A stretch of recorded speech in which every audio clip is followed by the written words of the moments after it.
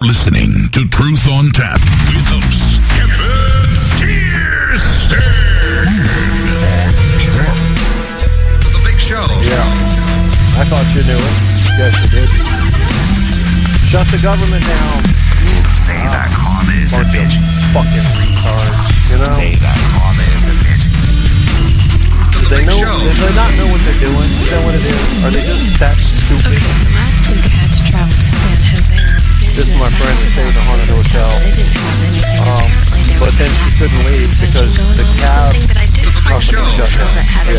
Yeah. It was time delay, something to do with that bullshit.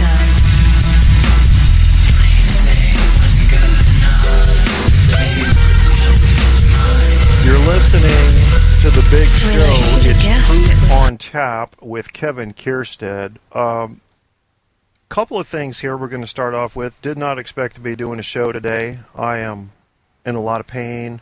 I'm not going into those details because most people don't care. But it had to be done. And it had to be done for two reasons. One, I am about as addicted to doing radio shows as your average 9-year-old is to playing video games. Yeah, it's kind of I may need to go to some sort of radio rehab. I don't know what kind of programs they have. If it's like 28 days, you can't do a radio show, but like if you're good on the 15th day, you can listen to the radio. Then if you're like really good, you can talk into a tape recorder, you know, stuff like that, but you can't actually do a radio show. I don't know how the rehab would work for that. We don't use scripts here, folks. We don't use notes. I don't even plan. All that shit just came off the top of my head, and that's just the way I like it, because I think that's where you get to the truth. And my show's called Truth on Tap, and I kind of like to stick with a theme, if you know what I mean. Do you know what I mean? I didn't hear you. Do you know what I mean? There, that's much better. We're going to get on with this show, and you know what we're going to talk about today? We're going to talk about any goddamn thing we want to, but one of the things we're going to talk about is this stupid-ass government shutdown bullshit that we go through all the time, okay? I don't think I'm going to point fingers because that doesn't make me feel like a very big boy. That makes me feel like a little boy. I want to talk about the problem of it. I don't want to say Democrats, I don't want to say Republicans, and I certainly don't want to name individuals within those parties. Let's talk about the whole process and how fucking stupid it is. Listen, we need to come up with legislation that makes it absolutely, unequivocally illegal to begin political negotiations at or near the time that the debt ceiling is normally raised to pay bills. And you're saying, some of you I know, because I can hear my audience, well, we shouldn't have to keep raising the debt ceiling. If we keep raising the debt ceiling, it means we're spending too much. You're right. You're right. If we're raising the debt ceiling, it means we're spending too much usually. But guess what? It's too late. We have to raise the debt ceiling to cover what we've already spent.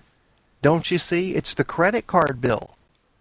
Congress went out and had their parties already, Republican and Democrat, taking care of themselves, taking care of their friends, pretending to take care of their states, lining their pockets, making shady business deals with third-party contractors that they get kickbacks on. And don't get me into the medical and how they get kickbacks for that kind of stuff. Okay? They're taking care of their business. But guess what? Now it's time to pay. You do not come from the Democrat side or the Republican side and say, hey, current president, we could really fuck you over right now. You know that? And I think we will. Here's what we're going to do. We're not going to approve raising the debt ceiling. We're going to let our nation go into a credit default and lose credit around the world, kicking the global economy in the nuts. We're not going to let that happen. We're going to let it fall. We're going to let the markets fall with it. We're going to let the government shut down unless you give us something we want. Because we, Party X or Y, Democrats or Republicans, are in power in the Congress. You know, whether we're talking about the House or the Senate, we can fuck your world up. So now you got to do what we want. No, sir. No, sir. I don't care if it's a Republican or a Democratic president in there. Help me, people. Help me figure out how we force our Congress people to not dangle at this time of a year. Okay, I believe George Bush raised the debt ceiling 13 times during his 8-year tenure. I think Obama's done it like 6 or something. Yes, it's indicative of a deeper problem. Do not use it for blackmail. You can't do that. That's wrong. You can hate him. I know people hate Obama. I talk to people that can't stand the man, okay? I don't hate him. Personally, I happen to like him. Do I believe he's held all his promises since he took office? No, I don't.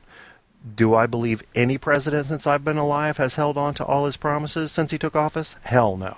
Hell no. What I look for in a president is someone who's intelligent, who is committed to working, and who actually gives a damn about the people. That's all I need from you. That's all I need from you. Some work, some concern, and some patriotism. You got those 3 things? I don't care who you are. Come on in. You got my vote, okay? John McCain has those things as well, by the way, in my view. Mitt Romney did not have all those things. So forget who the president is. Let's make this illegal, people, from now on. So let's say you're a Republican, you're kind of getting off on this. Man, we can make this damn Negro in the White House look like a clown. Wouldn't you know it? Get us a Negro in the White House and the credit gets dropped because they never pay their bills. You bunch of dumb motherfuckers. Do you know what you're doing to us? First, you don't even understand the process.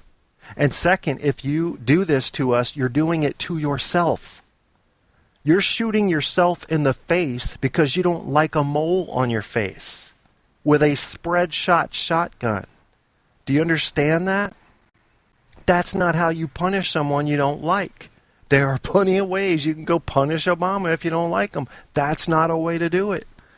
You're killing everybody doing that. You're hurting the global economy doing it. I think I know what it is. I think I figured it out. Here's what it is.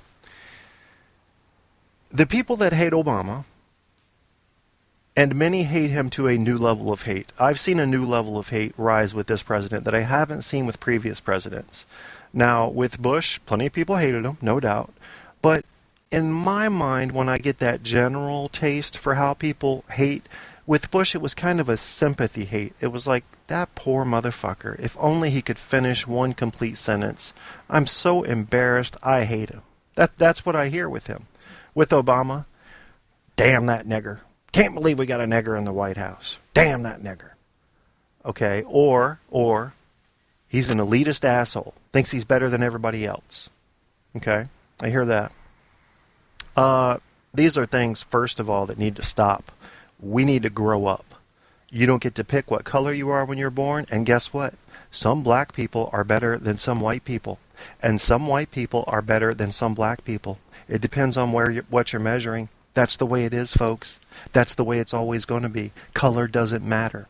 The only color in this country now is green. That's the only color that matters, and that's what everybody's after, and that's what this government shutdown is about. It's about making somebody who's in power be pushed out of power by making them look bad, thereby leaving openings for others to come into power and gain green. That's what they're trying to do. Do they give a shit about you and me? Do you honestly think they're thinking about us when they get up there and are having their conferences and signing their papers? There might be 3% that care about their constituents, that are really in this for the right reasons. But there's 97% that they don't give a shit about you or your kids or your cousins or your moms. They don't care about you. You are a mass, a face and a mass of people that they will never know. They don't care about you. They care about two things: getting more money and getting more power. And to do that, one of the sub-items has to be getting reelected. Okay? So they're focused on two things with a sub-item: power, money, reelection. That's what they're focused on. We're talking the 97% here. You've got some good ones in there, people. Just like police, there are some good ones out there. But you will never see a good one convert a bad one. You'll see some bad ones convert good ones, though. Hey, temptation's there. let's face it, you're human, right? You get in a high-powered position. Let's do a little what if. I like these. You just, you're a patriot. You feel it in your heart. Red, white, and blue is in your veins. You run for Congress. You do well. You say, shit, I'll go ahead and run for Senate for my state. You run for Senate. You're in. A lot of my listeners are in Virginia. Fine. You're one of the senators of Virginia. Up you go to Capitol Hill. Things are going great your first year. You're pushing for your state. You're getting some education reform. You're getting some welfare reform done. You're getting a little bit of infrastructure, some deals set up to get our roads better and our bridges re-inspected so we're getting some disaster preparedness stuff going, without spending too much money. We're actually balancing the budget. Things are looking beautiful for you, man. Now there's this huge project we have to take care of. It's landfills. It's kind of crept up on us.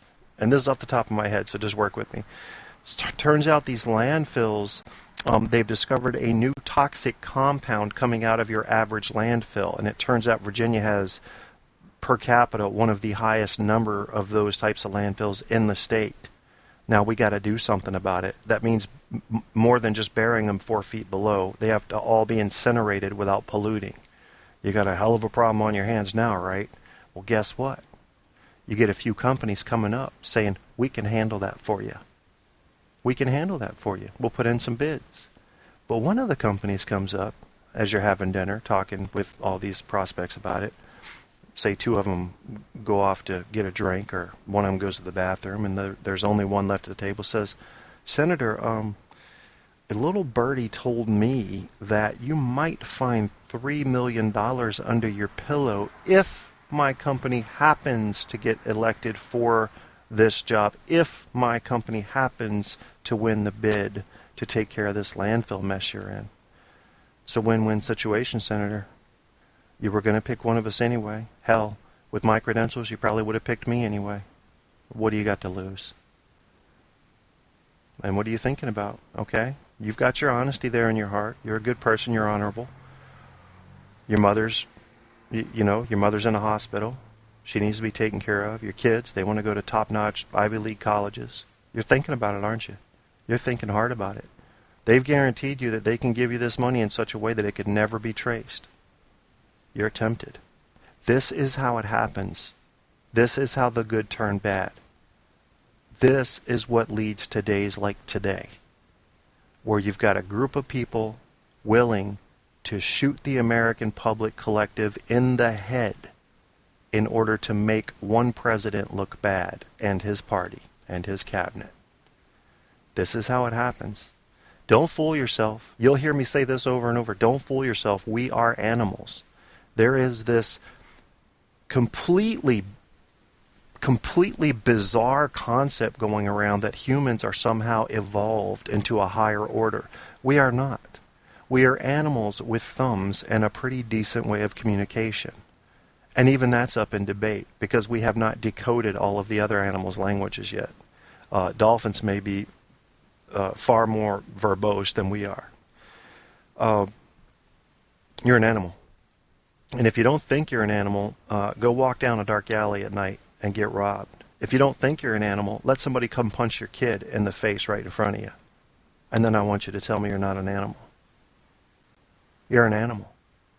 Accept that. The glory, the civilized behavior comes in controlling that animal. That's what you got to do, control your animal.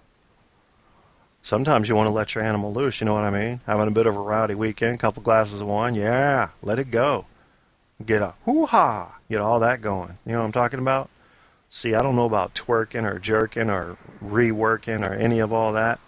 Because if I twerked, I would jerk a disc out. It would be all... Remember how Cosby used to dance? Compared to me, he would look like he was breakdancing. Because I would just stand there and just like move my left toe slightly, just the big toe. See, there's me dancing, right? That's what I can do without getting hurt again. Sometimes you do want to let the animal out. Sometimes you need to let the animal out. The animal is not kept in a cage, though, all the time. This small part of you, the animal is a big part of you that you happen to have a choke chain around most of the time. Most of the time. Very difficult, though, isn't it? A lot of times you're faking it, aren't you? You smile at your coworkers. You tell your boss he's a great guy, don't you? You go to the Christmas party, tell your friends at the Christmas party, your coworkers, how great they are and how you love their kids, when you don't give a shit about their kids. It's a formality. You're an animal, okay? You're an animal, and what animals care about is their own offspring and their survival thereof. A male's goal in the mammalian class is to dominate the gene pool.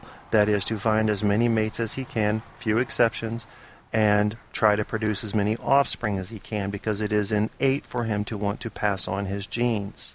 A woman has a bit of a different struggle.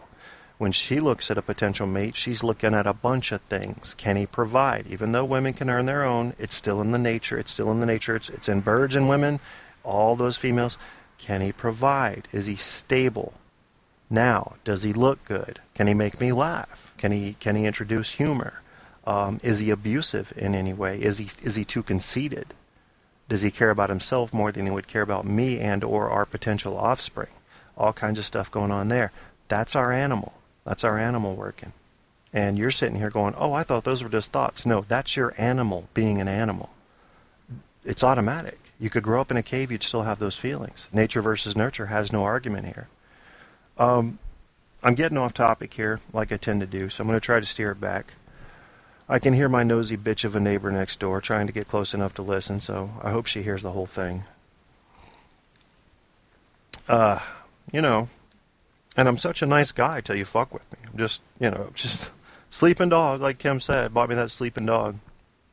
Put it next to the TV. And that's what I am. I'm that sleeping dog, although I never sleep. And I don't know. You got to really poke and prod me and kick me in the face. And then, like my friend Shane says, I have a problem with forgiveness. I really need to work on that. I need to work on forgiveness. And I'll just let that stand for what it is. Call in if you got some advice. Call in if you think you can teach me how to forgive. 910-NO-LYING. You can go, if you don't want to do that, into the text chat. You can go on the show itself, Spreaker.com/user/truth-on-tap. You'll find the show there, as well as a little tap button there. And let me explain that real quick. If you're on the show's page, you'll see the show, and it'll have like a graph there of the show streaming. Excuse me, I'm still getting over a sickness. And then down in the lower right, you'll see the term explicit, because I'm pretty much cussing in all my episodes, so I'm going to start labeling them all explicit. And right beside the little heart there, you'll see what looks like a speech bubble. Got a little ellipses in it. Yeah, just click that, open it up. You're in the chat. And I'll air your views on the air. I don't care if you disagree with me. That's fine. That's healthy. Try to be respectful. I'll be respectful to you. Or if you're just pissed off at me and hate me, don't be respectful. I'll still air your views. I'll take care of you. I'm not going to make you look bad. The only two types of people I will go after and give a verbal ass whipping to, and possibly the physical kind, if I can get my adrenaline to pump for long enough to overcome the pain, are two types of people. That is bullies and assholes. And when I'm talking about assholes, I'm not talking about somebody that's in a bad mood. I'm talking about people who live their daily lives being mean to people because it feels good to them. That's an asshole. Okay? So anybody else can get away with saying anything else on this show. And I'm not going to make you look bad. I won't. Call in, get in on the chat, I'll prove it to you. Your point may very well change my view, because I pride myself on being open-minded. Sure do.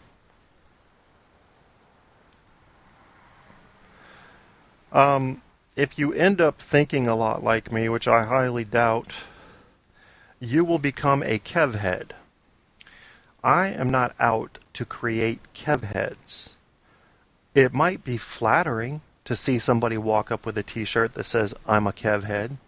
I mean, I've gone into bathrooms and seen Rush is right inscribed on the wall when Rush is full of shit. But would it inflate my ego? No.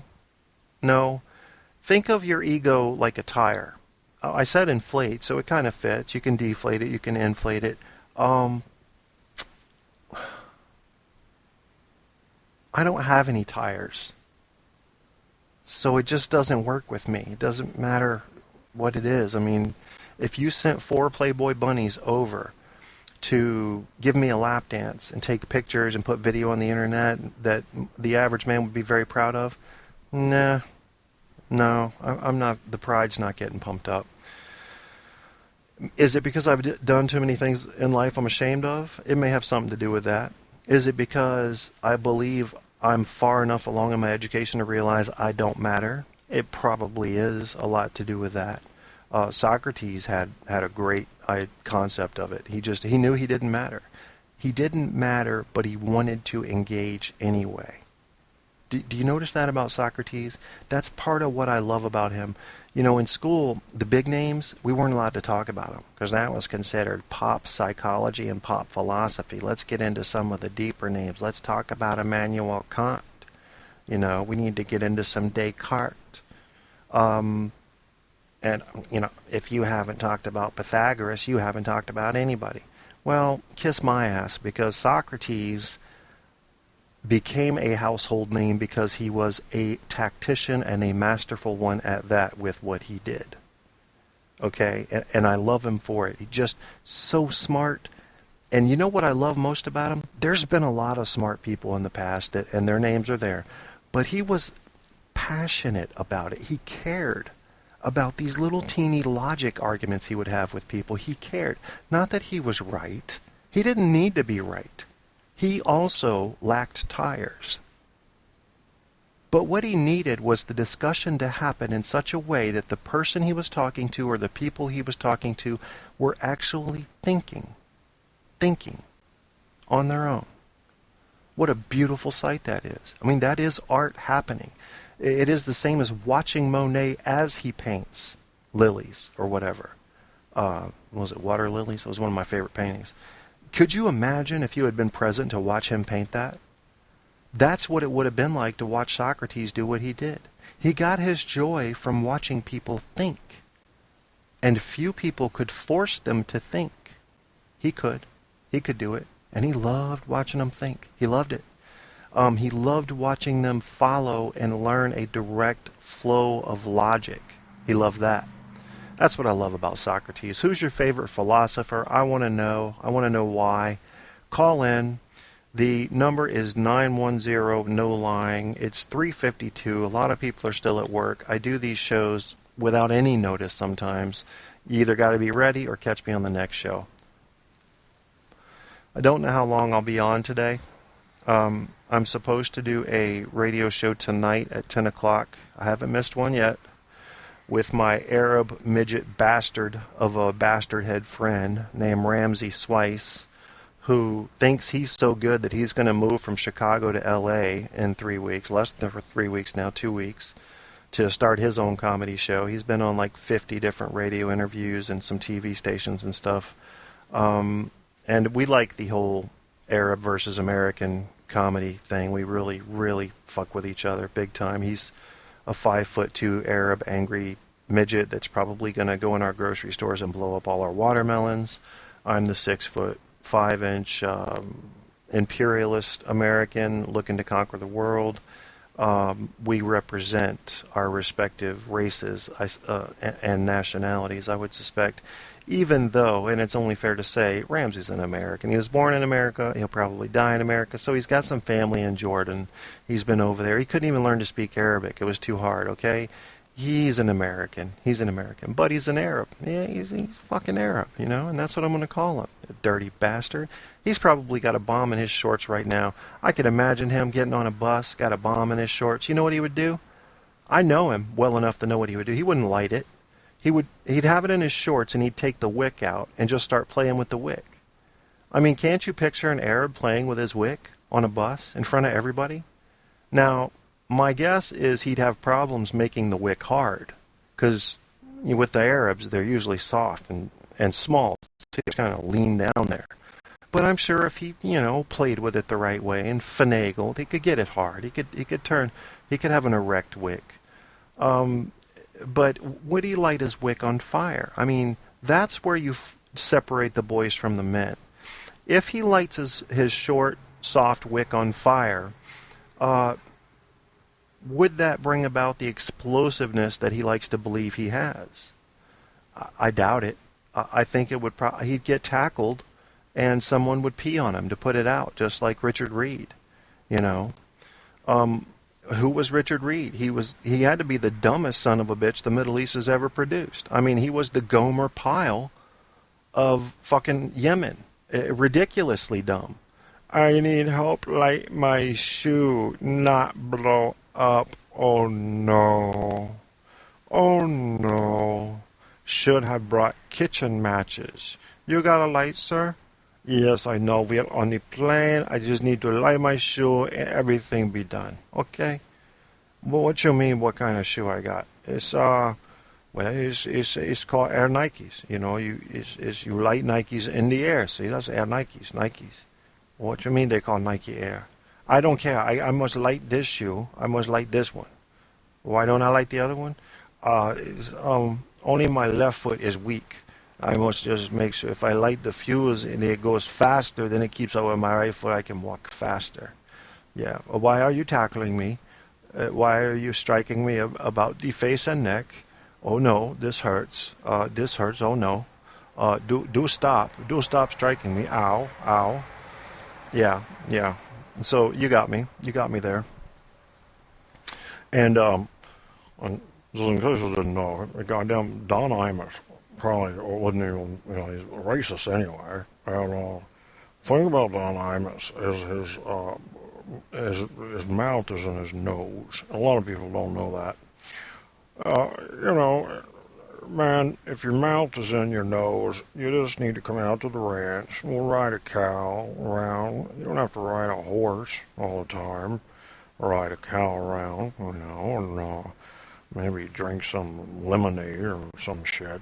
And I go on out to the ranch. And the thing about it, this is something I don't tell everyone, but the reason I wear a cowboy hat in the studio is because with my mouth inside my nose, which is how I talk like this, it covers up the fact that I look like an anteater. And I do look like an anteater. It's a sad thing. This is why I can't stay married. You would think it would be an asset, but it becomes quite a liability. On the contrary, there. All right, so there's your Imus. It's hurting my vocal cords because I'm still sick. I can't give you more. Maybe more tonight.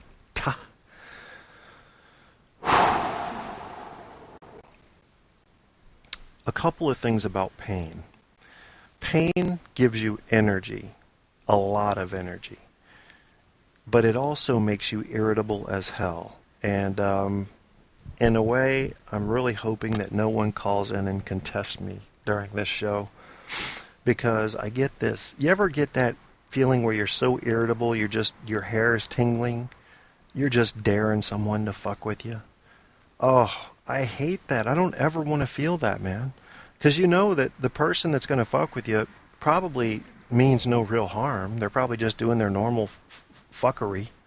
But you're ready to, instead of most times where you can just come back with a witty saying, you're pulling out Chinese throwing stars. You're ready to end their fucking life. Chemicals is how that happens. It's chemicals in the brain. And when your brain and so many millions of those neurons are consumed with processing pain signals, it puts a heavy load on the rest of the brain. And if you're not a real multitasker, you're going to get real irritable real quick. And I'm kind of there now, but I'm keeping my cool because I learned to do that some time ago. My poor stepdad is going in for surgery next on his back. Same surgery that I need to get, but on a smaller scale for him. I need to get slightly larger rods put in mine, and I need to get a chunk of my tailbone cut off to anchor them in. This is what the surgeon over in Newport News wanted to do back in 2007, when he told me that I'd be in bed for 90 days and that when I ejaculate it may go back up into my bladder. I said, no thank you. I don't even need to think about this. We're not doing this surgery. And this was after his exploratory surgery where he found out how bad it was. And basically told me, well, look at the complexity of the surgery. That's the indicator of how bad it was. 2 long steel rods, 4 big steel bolts, and a piece of my ass bone cut out, a big chunk that had to be drilled into my lower sacrum to hold the brackets in place. That's what needed to be done to get rid of my pain, or get rid of most of it. I said, I'll be keeping that pain, thank you. I'll be keeping that pain. If pain gives you character, I should have multiple personalities at this point. And I don't think I do. So, pain builds character. Fuck you, whoever said that. You come sit in my shoes for a minute and you tell me how your character's doing. Because the only kind of character I'm getting out of pain is Dr. Jekyll and Mr. Hyde. You know, there are a lot of sayings that get passed down through the generations that are bullshit. And if you live through them, you'll see. I'm at a kind of a funny spot here. You know, I want to keep going because I love doing these shows, but I do have another show in 6 hours that I've got to do. Supposed to do a show after that, Caps on Tap. That means I may be presumably talking on the radio for 4 hours tonight. All that after coming off of a cold and dealing with some intense pain because my lovely Veterans Administration failed to send their medication on time, which they tend to do pretty often. But I love you guys, and I want you to get in and participate. So, I don't know, maybe this was a kind of like a early season pilot show, just saying, hey, here's what's up. Tonight, it will be the Kev and Ramsey show, Arab versus American. I will talk about how stupid he looks with a towel around his head, and why he can't keep all the fucking oil, and why he needs to, if he has all that money, why is he riding a camel? You know, sell the goddamn camel and get yourself a 4x4, for Christ's sake. What the hell's wrong with people? I don't know. But I can't let you go now without letting you know what you've been listening to. So here's what you've been listening to. You're listening to Truth on Tap with host Kevin Kierstead.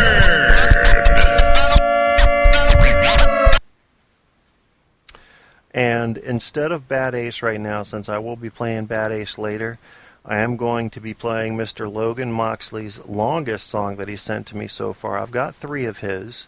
A young man out of Matthews, Virginia, who has created these on his own. The longest song he sent me is 2 minutes and 33 seconds, according to my counter here, and it's called Dark. And we're going to lead out with that. And on that note, I'm going to say, see you later, alligators and crocodiles. Tune in tonight at 10 o'clock to hear me take on a short Arab midget bastard. Have some fun with that. And then those of you that like the Caps or want to hear me do that show, that'll be on about 11 or 12, and we'll do a Caps on Tap show. I like the way my Caps are looking and the way they're performing, but you just can't keep faith in them, can you? Yeah, we'll talk about it all. Here we go. The title is Dark. The artist, Logan Moxley. You've been listening to Truth on Tap with your host, Kevin